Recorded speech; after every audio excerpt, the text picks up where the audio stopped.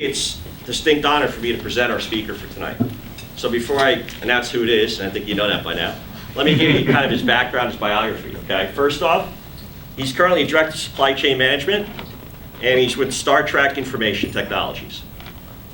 40 years practitioner experience with HP, Agilent Technologies, and Siemens.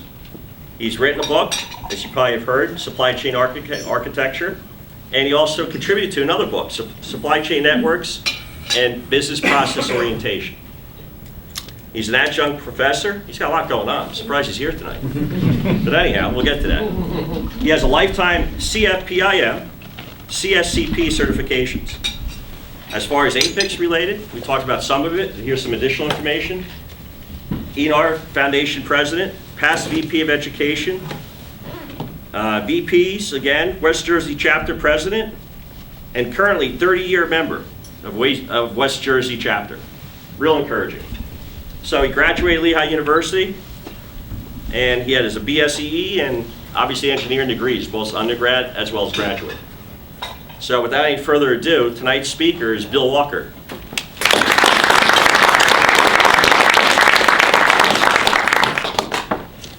So I'll let you in on a little secret. The key to lifetime certification is age. There's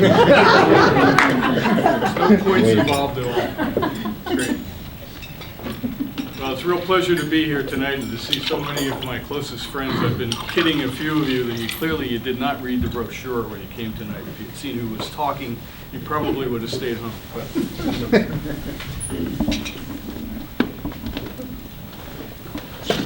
Tonight's going to be a little bit different. You're going to maybe see some topics and hear some things that go a little bit outside of APICS. And I'm doing this on purpose because I think it's important that we put supply chain management in more of a total context and try to understand what it's about and where it's going and its impact on us as far as we can. So I'm going to mention some other ways to combat supply chain management, and I'm going to talk a bit about how it impacts each of us personally. Our agenda for tonight is very briefly to convince you that supply chain management is in fact good for your own employer, but raise the question, is it good for you? We're going to look at signs of why we think supply chain management is mature or getting mature over the last 20 or so years. We're going to take a look at how the APICS body of knowledge has changed and led up to the CSCP certification. A little bit about what's new in supply chain. And then we're going to kind of veer off and go a little bit into the educational world. And I'd like to introduce you to something that's been around a very long time. And that's Howard Gardner's theory of multiple intelligences, because it impacts how we learn and how we do well or don't do well as adults. And then finally, I want to apply a couple of things about supply chain management into our own career advancement. So hopefully this will be interesting and thought-provoking, and my goal tonight is to get you to maybe think about something you haven't thought about before. My second goal tonight is to hit the right key on my little notebook here. You want me to run that for you? No. Okay. So does this remind you of anybody? We have a few emails to deal with, and tweets, and Facebooks, and the phone's ringing off the hook, and our bosses want us to do some things, and customers are calling. And the most important part of this slide is when you see this stack of documentation and papers and things going, don't try this at home, okay? Keep this in the office. And so we want to make sure that we have some kind of a work-life balance, and that occurs within the constraints that each of us have personally in terms of money constraints and time constraints. So as I look across at the tables here tonight, and I look at the different kinds of members that we might have in any APICS gathering, we can see that there are different kinds of people that come to these events for different reasons and different kinds of membership. We might have, for example, Harry, who is very successful. He's new as a member, and he's interested in certification, CSCP certification, but he really doesn't understand it. He's coming to a dinner meeting to meet with people and try to get an idea of whether it's worth his time to get involved in this kind of an effort. We have Rita. Rita's a student member, and she's all about thinking about getting a job, and she knows that by networking with some of the people in this room and through APICS, maybe this is a way that will lead to some employment. We have Bob. He's been a member for a long time. He's thinking about changing careers, and maybe he's already in supply chain management, but it's such a broad area, maybe there's other places where he can be better employed within supply chain management. Liz is APICS certified. She needs some answers. She's working on a tough project at work, and she knows that there are some experts here in the room, and she wants to get with them and see what she can learn professionally. And we have Ron, and Ron is recently unemployed, and he wants to understand if there's a way that he can get back into the game, maybe through supply chain management. So my point is, in any group of people, even a small group like this, people have different needs and different motivations, and we'll try to address some of those. All right, is supply chain management good for your employer? Undoubtedly it is. There's at least 3 reasons. The first reason is top-line revenue. As supply chain professionals, we know how to get to a broader range of customers with more products, with better delivery, in a more satisfying way, and we can help a company grow their top-line revenue. Second reason is bottom-line profit. This is an income statement type of situation, and again, we know how to cut costs, we know how to consolidate volumes, we know how to do some very special things, maybe with Lean Six Sigma, and to really drive the costs down and to get profitability where it needs to be. And third, on the balance sheet side, we can turn inventory faster, and we can do what we have to do with a much lower asset investment, less cash, less inventory, less accounts receivable. We can make the place hum because of the kinds of knowledge that we have. And so it's pretty clear that employers really like people that are supply chain professionals, and we're really worth our weight in gold. So the topic for tonight is, that's all fine and well. What about for us personally? Is supply chain management good for us personally? And we have to have some sort of a yardstick. So I would like to suggest that our yardstick maybe has a couple of major graduations on it and some smaller graduations. One of the graduations, one of the major ones, is how does this fit with our career aspirations? Okay, working in the area of supply chain, does that make sense for us personally from a career point of view? And so some of the things you might think about would include, is it challenging work? Are the relationships that you have in this kind of business ethical? Is there a path to career advancement? What about exotic travel? I was just in Chicago yesterday. It was wonderful. I would not have had that opportunity for exotic travel without being in supply chain. And fair pay. Everybody wants fair pay.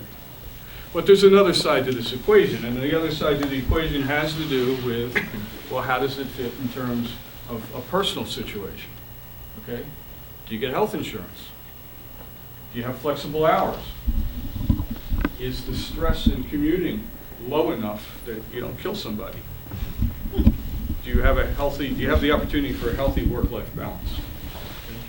I work for a company right now where the commute that I have is the best I've ever had in my life. It's 11 miles, and they're going to move. And it's going to be 33 miles on the toll road. And they say, Bill, aren't you excited about the move? And I try to suppress my answer.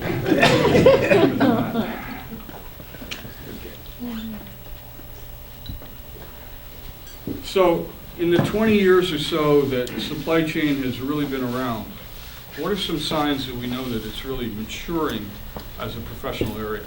And I would offer up to you this set of points. And I'm going to expand on each of these a little bit. One point is that we're seeing a real expansion of terms in the APICS dictionary. Okay, there was a time where you really had to search the APICS dictionary to find a single term that had to do with logistics or with warehousing. That's changed radically. All right, secondly, we have people who now are C-level executives. There are chief supply chain officers in some organizations. That's different. You know, there was a time early on where if you had a business card, all you had to do was write the word supply chain on your business card. It didn't matter if you were an admin or if you were a production supervisor. I mean, this was the latest and greatest, hottest thing. You put supply chain on there, and that was really cool. But we've advanced now and matured to where there are truly some C-level executives.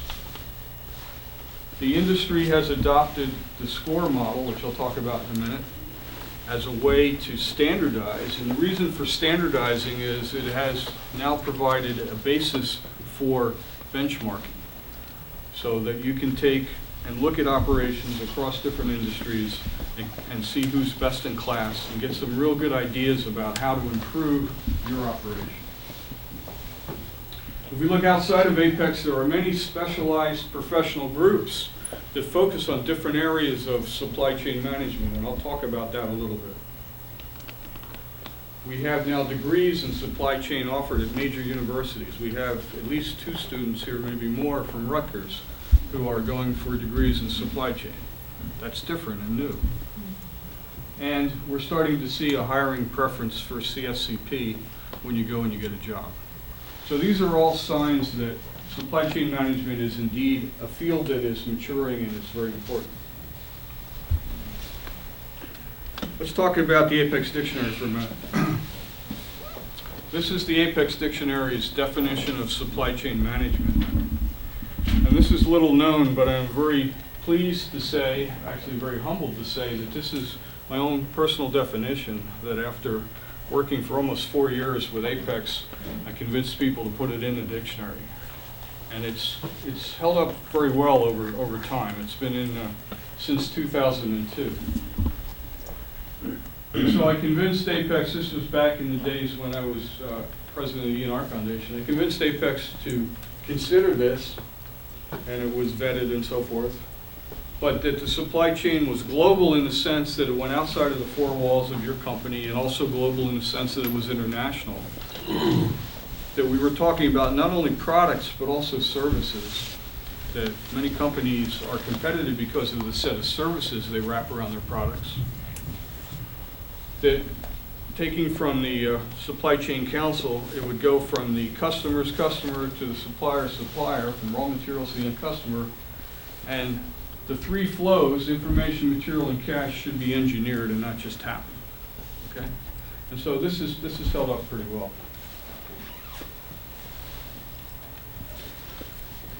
There are companies today that have looked at their internal organizations across all of their divisions and internationally, and they've brought together some key aspects of that under a C-level executive.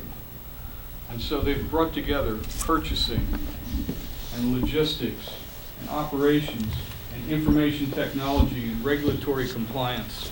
And all of these now come together under one senior executive. Okay? And these companies are doing very well, because they get it. They get the idea that supply chain is really about integration. It's really about bringing all of the functional areas together in an integrated whole and getting away from functional silos. Okay? And so that's pretty exciting.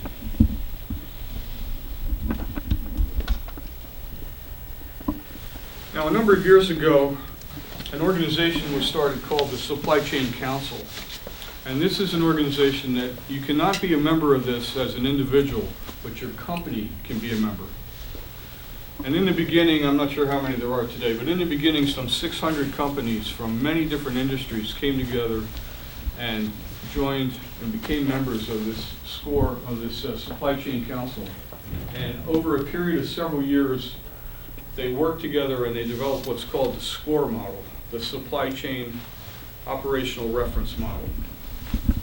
And the intent of the SCORE model is that you can take any supply chain in any industry and you can use building blocks from the SCORE model to describe your supply chain. And the reason why they wanted to do that was they wanted to get to a level playing field where they could give a standardized representation of a supply chain so that they could begin to collect metrics. So what we see here is that this is It's a council of cross-industrial corporate memberships, and at the present time, it includes planning, sourcing, making, delivering, and return. And they're starting to work on the people aspect as the next phase of this. And so they take all the way from the supplier's supplier to the customer's customer and start to put it in terms of plan, source, make, deliver, and return. And then it's a hierarchical model. So what you have is you have at least 3 levels of hierarchy where this thing boils down and boils down and boils down until when you get to level 3, there are a set of standardized building blocks that you can use to describe any supply chain. There are levels below level 3, and what the Supply Chain Council did in their wisdom was they said anything at level 4 or level 5 is proprietary. Okay, we're not going to try to capture that because that's where your trade secrets and how you are competitive maybe is really encapsulated, and we have really no business down in there. But if we can get down to level 3, what we can do is we can begin to share metrics. We can begin to understand who is best in class. So if you have a delivery operation, I don't care if you're in pharmaceuticals or if you're in publishing, if you're doing something that is a level 3 building block and you're best in class, anybody else in the industry can come and see what you're doing and try to figure out how they can get better at what they do. And so that's of great value to people. And people pay some real money to be part of this and to get access to some of these metrics.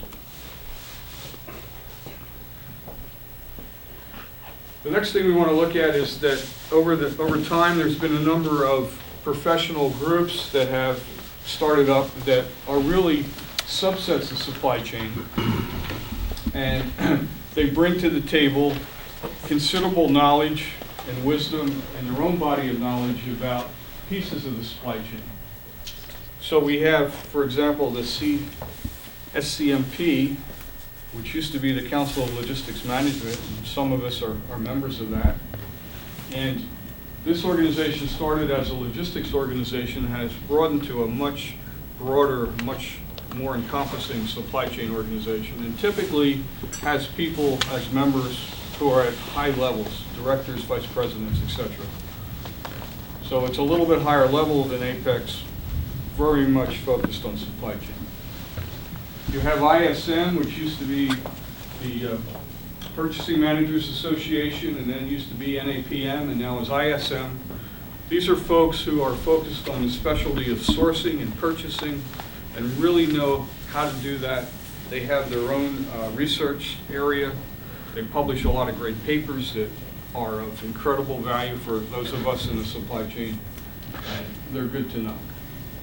You have the National Industrial Transportation League.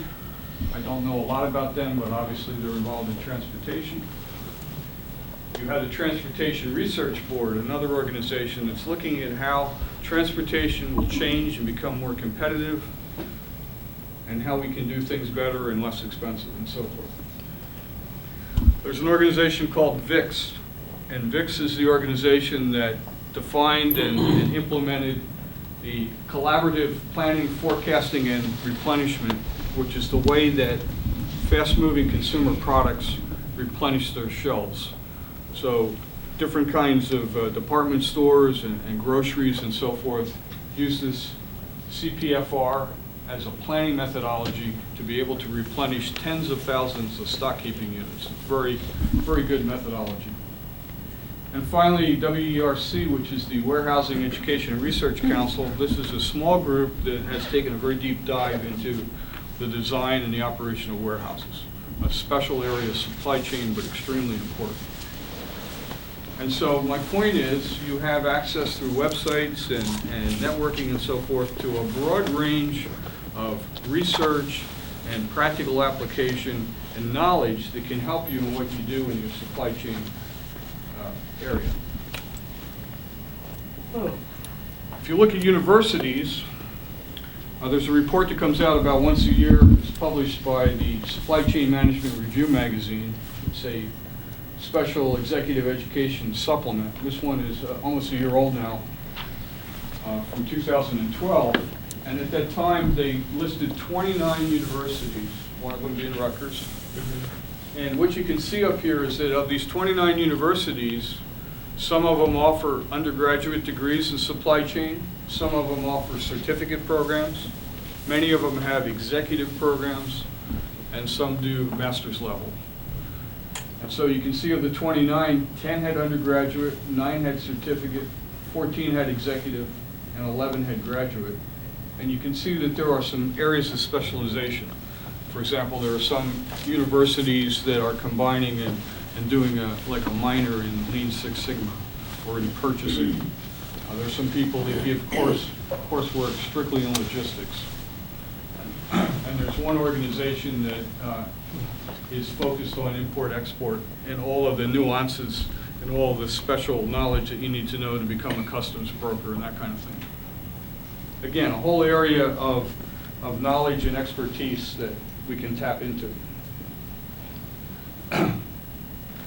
Now, I'd like to talk for a few minutes about the APICS body of knowledge and kind of how that has changed over about 20 years.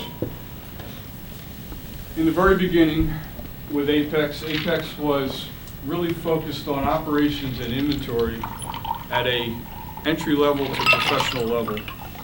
So you had the CPIM kind of information, the operations kind of information that was really focused there. And that was where APICS really started. As time went on, APICS then introduced the CPIM certification, which became the gold standard for a lot of people employing folks in operations. And over 97,000 CPIM exams have been awarded worldwide since 1970. So it is a well-known, well-regarded, and what people really like about it is that if you go and you hire an individual, and maybe this is some individual who has moved across the country, you know what you're getting because you know if this person has a CPIM, you know the kind of education and knowledge that they have gained and what they can do for you. So it really levels the playing field and makes it a great credential for folks. APICS then went on, and Keith Launchbury, one of the APICS presidents, was really responsible for this, but introduced something called CIRM, Certified in Integrated Resource Management. And I was with the very first group of people that took and passed the CIRM certification in 1993.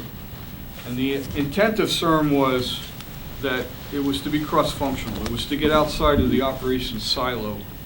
However, it was still focused inside the four walls of the company or the organization that you worked for.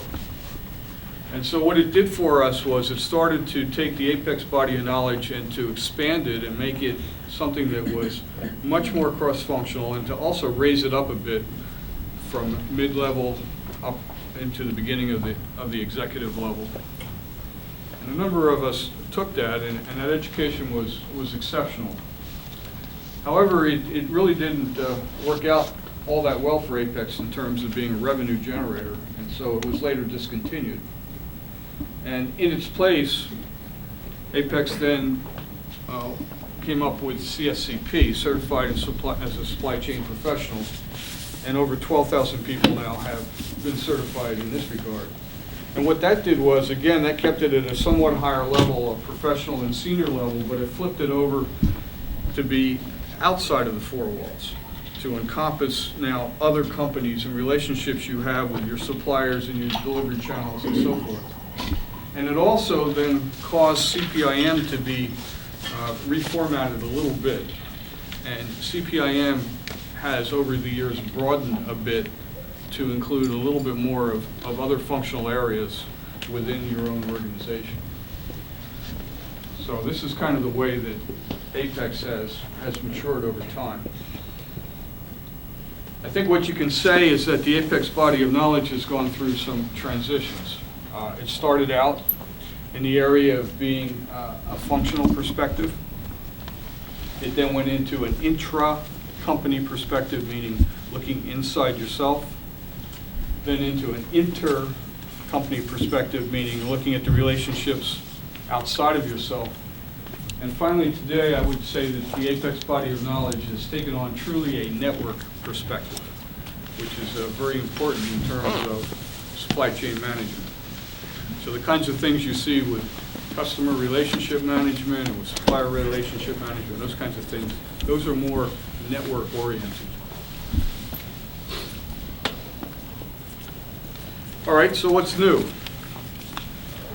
Well, I thought about how to present this for a while, and what I decided was to use kind of a bubble chart and to kind of put up here some things that, at least I'm aware of, that over the last 20 or so years have been brought into what we consider that needs to be regarded as supply chain management. So if you start at the bottom left and kind of work up to the top right, you can see that the supply chain management body of knowledge has been influenced by things like the theory of constraints with Ellie Goldratt. There was a time where activity-based costing was a hot topic. Now, I think that activity-based costing has probably gone away as something that people follow, but what it did for us was it drove the conversation into seriously thinking about the accounting function and how that fit into supply chain. We got into balanced scorecard and being able to look at KPIs and key performance indicators that went throughout the network and how that impacted things. The whole area of import, export, and logistics. Internet security is becoming today more and more important as we see denial of access attacks on the internet, and we're so tied into being able to exchange information between companies over the internet. Lean Six Sigma is a huge driver. The service sector is an area I'm going to talk about for a couple of minutes, but people have been very focused on manufacturing. Well, much of what we know about applies equally well to the service sector. We have customer relationship management. We have big data. How do you make decisions getting overwhelmed by all this information and data that's coming at you all the time? How do you mine that in a way that provides you with competitive ways of dealing in your marketplace? Social media, how do we use Facebook, and how do we use LinkedIn, and how do we use some of these other kinds of social networking tools to get to customers and to get to relationships that we want to get to. Supply chain risk management is the latest and greatest hot topic. And then the area that I'm very interested in is supply chain engineering. Have we matured enough to the point that we can really begin to say, how do we design a network to meet certain performance objectives and do that from a design point of view and then actually achieve that? Are there any other areas that people would put up on this chart that you haven't thought about? Sustainability. Sustainability, that's a great one. What else? Supply chain finance. Supply chain finance, okay. What else? Optimization. Okay, optimization. There's all kinds of tools around optimization. Just in time. Just in time, okay. The others? So you can see this can go on and on and on, and it's very ripe for discussion. There's a gentleman by the name of Dick Crandall who writes a monthly column in the Supply Chain magazine and is a real expert in the area of service. And I would recommend that you watch the work that he does. He's published a whole lot around the area of the service sector, but one of the things that he's done is he's tried to help classify service organizations. Way back 100 years ago, there was something called the SIC code for manufacturing, and that drove a lot of the statistics that the Bureau of Labor and Census collected. And if you've ever tried to classify a product that you manufacture using the HTS code, the Harmonized Tariff Schedule for import and export, you're probably very frustrated because it's largely driven by SIC, which is fundamental basic things like metal and rubber and so forth. And if you're making electronics, you end up not having categories in that area because at the time that stuff was never invented. Anyway, what Dick is trying to do is he's trying to work through and classify services in terms of how they relate to manufacturing and distribution, and whether they're purely social services down on the bottom of the screen or whether they're more producer services. In other words, they're There are adjunct type services that help manufacturing and distribution do their job better, and how all of this relates. Dick has a very interesting book called New Methods of Competing in the Global Marketplace, and that book is about how the best practices of manufacturing have spilled over into service, and how the best practices of service have spilled into manufacturing, and how that boundary is blurring totally. It's like a Reese's peanut butter. Yeah. So why do I bring this up? Well, I bring it up because I think the skill set that we have, the things that we know how to do, apply equally well to the service sector as to the manufacturing sector. Okay? The service sector has to match supply and demand. They have to manage resources. They have to manage relationships. And so why can't we apply that to healthcare and to education and to sustainability and those kinds of things? The food supply chain. Okay, there's all kinds of opportunity here if you think outside of the box about taking a set of skills that you know and that you have and how they apply to a very different area.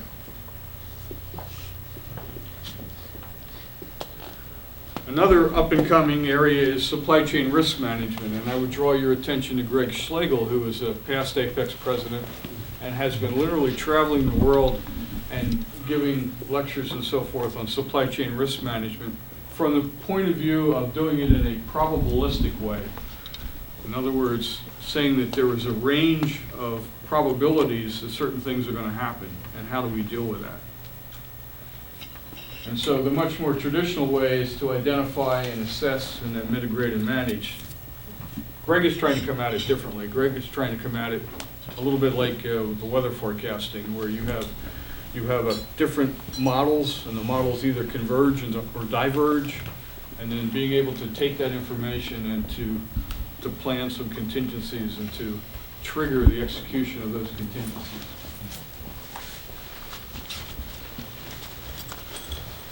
And then we have supply chain engineering, and I would offer to you this definition that I've been using for 3 years now in my class at Polytechnic Institute, and talk for just a minute about, so what's the big deal with supply chain engineering? Well, what I'm trying to look at this point is the idea that you write a specification for your supply chain network, and then you figure out how to implement it and optimize it, and then you test it. You try to figure out how to test it before you actually go and make this thing real, okay? So, you know, on paper or with a model, can you prove to yourself that you're going to be able to achieve the throughput or the flexibility that you really want to have in your supply chain network before you go to the expense of changing your company all around, only to find out that maybe that doesn't work. And so there's a whole set of decisions here that drive not only the static operation of supply chain, but also the dynamic operation of supply chain. And, you know, how do people take this overwhelming set of decisions and begin to put them into an engineering context to come up with a really optimized supply chain? I think that this is an area we're going to see grow a lot in the future. Now, I'd like to turn for a couple of minutes and get a little bit more personal. And the way that I want to do that is, I want to start with, if you take this Rubiks Cube, which is something that I had put in my book, and you think about supply chain as kind of this Rubiks Cube of the three flows. So you have material and information and cash on the left. You have where you are in the supply chain, upstream or midstream or downstream across the top. And then front and back you have a value proposition or an operational proposition. Okay? So you have these different cells. And the reason why I bring this up is what I really want to get you to ask yourself is, how did you get into supply chain? Where did you come from? For example, if you came from a purchasing background, okay, you are probably the most sensitized to looking upstream in the supply chain and dealing with all those kinds of things. If you came from marketing, you're most sensitized looking downstream at the delivery channels. If you came out of logistics, you're probably really excellent at information and logistics and material movement, probably haven't thought too much about cash. Okay? If you came from planning, you really know what's going on inside your own company. You haven't thought a whole lot maybe about outside your company. And so what you really want to be asking yourself is your own supply chain management knowledge, is it complete? Are there holes in it? Is that hurting you in any way, or is that an opportunity to grow and to gain more knowledge and to apply what you can do in a different way? My wife, who is into education, introduced me to a guy by the name of Howard Gardner, who's been around for a very long time. And he came up with this theory of multiple intelligences. And his theory says that each of us as human beings have some greater or lesser degree of every one of at least 7 different intelligences. Now, some people argue there's a few more, a few less, doesn't matter.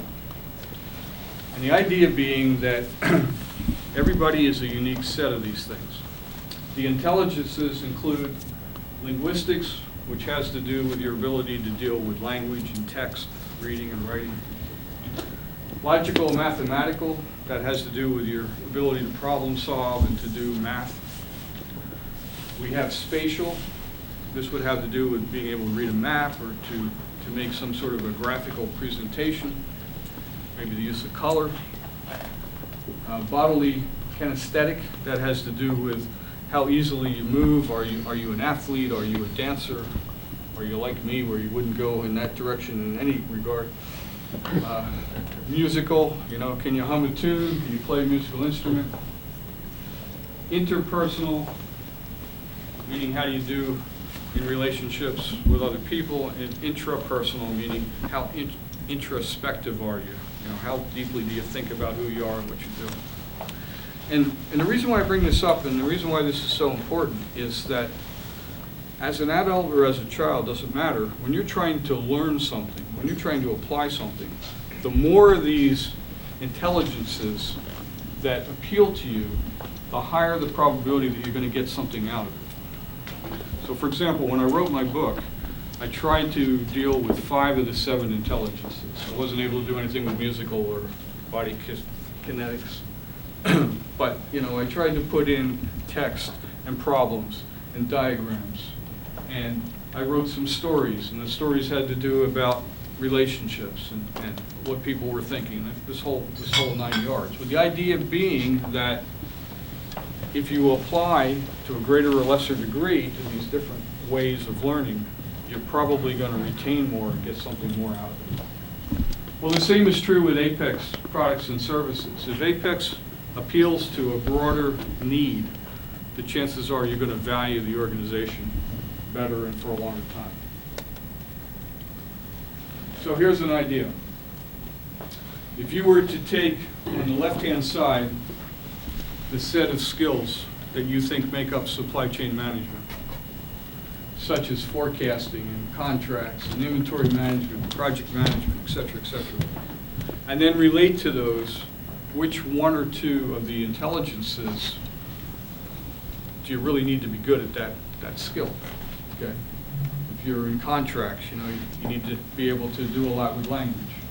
If you're in purchasing, you need to have the ability to do relationships, as an example. So if you were to make up a list of all of the things that are important to you in supply chain and then the intelligences that map into that, and then ask the question, okay, great. For me personally, which of those am I really strong at? Which of those come out as my real strengths? You could then, in the bottom right, begin to put together a strength, weakness, opportunity, and threat map of your abilities. And you could say, I'm really strong in these areas, and oh, by the way, here's some opportunities that are out there that I can play these into. Or, I'm kind of weak here, and that's really a bit of a threat because I really don't know how to do that, or it's impacting my ability to do my job. And so you could paint a different kind of a picture of yourself as you prepare for some employment situation.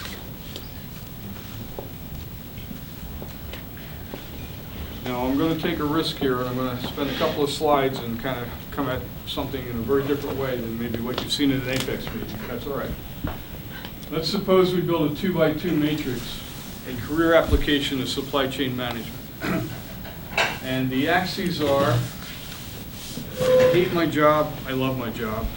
And the other axis is my employment is secure, my employment is unsecure. Okay? So you can be in one of four quadrants. If you're in a quadrant where your employment is unsecure and you hate your job, I would suggest you think about that pretty hard. If you're in a quadrant where you love your job and your employment is secure, I probably in today's world would be worried, but that would be a very nice place to be. Okay.